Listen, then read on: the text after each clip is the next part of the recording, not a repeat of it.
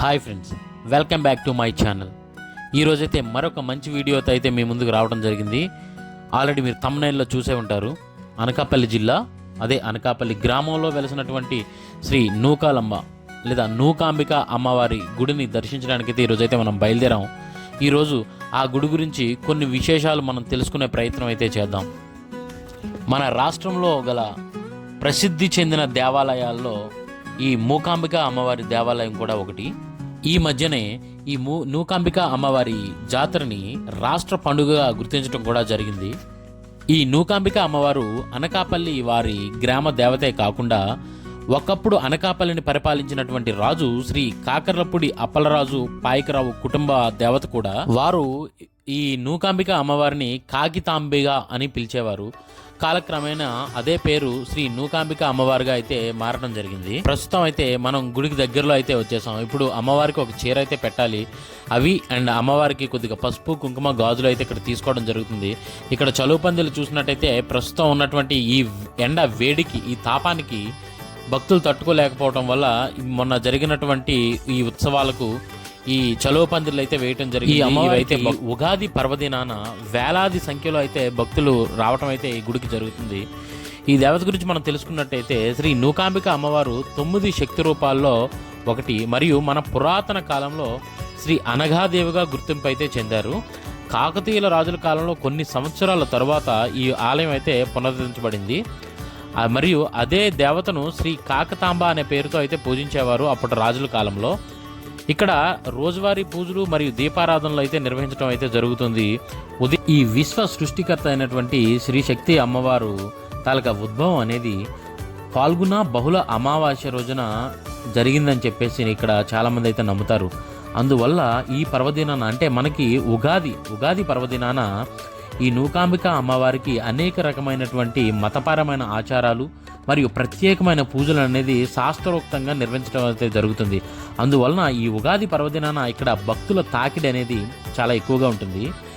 Normal డేస్లో అయినట్టయితే ఈ అమ్మవారికి పూజలు చేయడానికి అనువైన రోజులుగా ఆదివారం మరియు మంగళవారం మరియు గురువారాన్ని పవిత్రమైన రోజులుగా అయితే భావించడం జరుగుతుంది. సుమారు 450 సంవత్సరాల క్రితం, అనగా క్రీస్తు శకం 1611 చివరిలో ఆర్కట్ నవాబు అనకాపల్లి ప్రాంతానికి రాజుగా శ్రీ కాకర్లపూడి అప్పలరాజు పాయకరావుని అయితే నిర్మించడం జరిగింది. అతను తర్వాత ఈ ఆలయానికి పూర్వ వైభవాన్ని మరియు స్థానిక దేవతను శ్రీ నూకాంబిక అమ్మవారిగా తిరిగి తీసుకొని వచ్చాడు. శ్రీ నూకాంబిక అమ్మవారి ఆలయాన్ని 1935వ సంవత్సరంలో దేవాదాయ ధర్మాదాయ శాఖ వారు అయితే స్వాధీనం అయితే చేసుకున్నారు.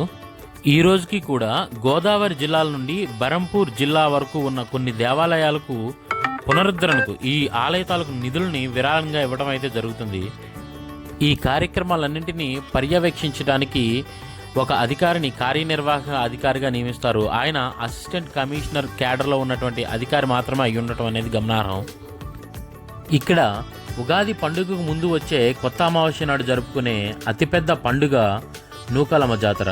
నూకాలమ్మ జాతర అని పిలువబడే అతిపెద్ద పండుగ సంవత్సరానికి ఒక్కసారి మాత్రమే వస్తుంది. ఇది ఒక నెల పాటు జరుగుతుంది. ఈ నూకాలమ్మ జాతర తెలుగు రాష్ట్రాల్లోనే ఒక పెద్ద జాతరగా చెప్పుకోవచ్చు. నూతన సంవత్సరమైనటువంటి ఉగాది పండుగకు ముందు రోజు కొత్త అమావాస్య నాడైతే ప్రారంభమవుతుంది.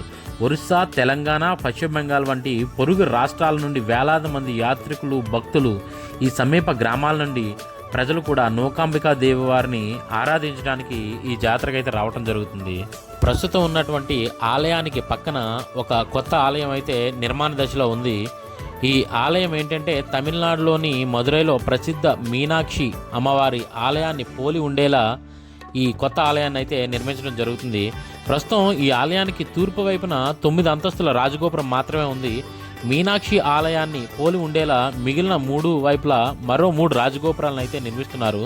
దీనివల్ల గుడితో పాటు గర్భగుడి కూడా విస్తరించడం అయితే జరుగుతుంది. ఇక్కడ విచ్చేసినటువంటి ప్రతి భక్తునికి కూడా మధ్యాహ్నం అన్న ప్రసాద వితరణ కార్యక్రమం అయితే చేయటం జరుగుతుంది. దీనివల్ల సుదూర ప్రాంతాల నుంచి వచ్చినటువంటి భక్తులకు మధ్యాహ్నం భోజనం విషయంలో అయితే కొంత సాంత్వన అయితే చేకూరుతుంది. అలాగే ఇక్కడ ఒక మినరల్ వాటర్ సప్లై కూడా ఏర్పాటు చేయడం కొత్తగా జరిగింది. దీనివల్ల నీటికి లేదా మధ్యాహ్నం భోజనానికి ఎటువంటి ఇబ్బంది లేకుండా ఈ గుడి తాలూకా ట్రస్ట్ సభ్యులైతే చాలా జాగ్రత్తలు తీసుకుంటున్నారనే చెప్పాలి. ఇప్పుడు మీరు చూస్తున్నది ఇదే మధ్యాహ్న భోజన కార్యక్రమం. ఇక్కడ భక్తులకి ఎటువంటి ఆటంకం కలగకుండా చాలా మంచిగా అయితే ఏర్పాట్లు అయితే చేయడం జరిగింది. ఇక్కడ ఏటికొప్పాక బొమ్మల తాలూకా స్టాల్ని అయితే ఏర్పాటు చేయడం జరిగింది. దీనివల్ల ఈ చేతి వృత్తి కళాకారులకు ఒక మంచి గుర్తింపు పొందిందనే చెప్పొచ్చు. ఏటికొప్పాక బొమ్మల విషయంలో ఇక్కడ కొండపల్లి బొమ్మలు ఎలాగో ఇక్కడ ఏటికొప్పాక బొమ్మలు కూడా అనకాపల్లి చుట్టుపక్కల ప్రాంతాల వారికి ప్రత్యేకంగా పరిచయం అక్కర్లేని పేరని చెప్పొచ్చు. ఇక్కడ ఈ స్టాల్ని ఏర్పాటు చేయడం అయితే నాకైతే మాత్రం చాలా సంతోషంగా అనిపించింది. ఈ వీడియో నచ్చినట్టయితే మా ఛానల్ని సబ్స్క్రైబ్ చేసుకోండి.